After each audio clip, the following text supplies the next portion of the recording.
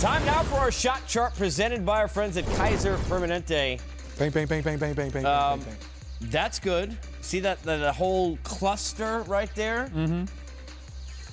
It's like There's 9 of them. it's close. 9 of them. Yeah. He hit 1-3 though. It's a small distance. He did. But those other 9 field goals is right there, B-Wood.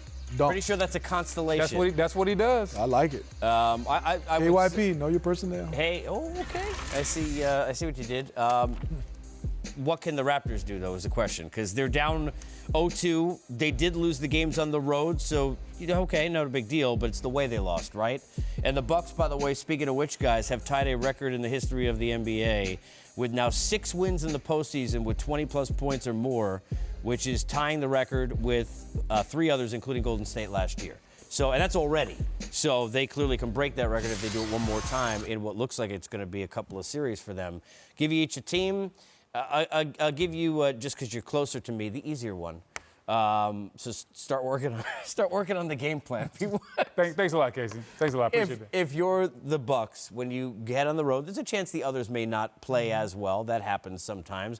Do you need to rely more? Does Bledsoe need to play better? Middleton, who's been more of like a Clay when he gets in those, I'm just going to defend. Does he need to shoot more? What happens for the Bucks on the road? I think right now is your mental toughness and focus. I mean, you won these 2 games relatively easily. Even though the first game was by 8, that game was relatively easy as well. I think your focus can't let off the pedal on far as execution, defending, and rebounding. A lot of times you have these games they come a little easy. Everybody's scoring. Everybody wants to keep scoring. You're still going to have to hang your hat on execution, rebounding, and doing the little things because it's going to be tougher in Toronto. Toronto will play better the next game in Toronto. Leadership from Nick Nurse has to be a lot about adjustments. Leadership from inside that room has to be about attitude. They've got beaten up.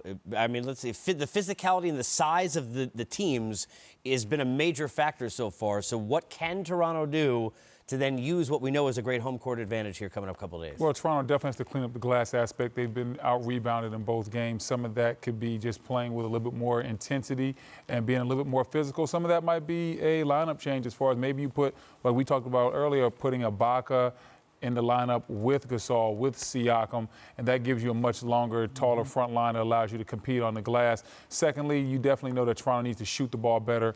Only 10 for 32 from 3 tonight. Hopefully at home you cure some of that, get back home, get in that arena. You know those gyms well. Role players obviously play better at home also. So if they can take care of the rebounding, the three-point shooting, and they get somebody else to step up with Kawhi, I think they have a chance. But right now it's not looking good. But it's not over just yet. It's not over just yet, but it's not looking good for Toronto.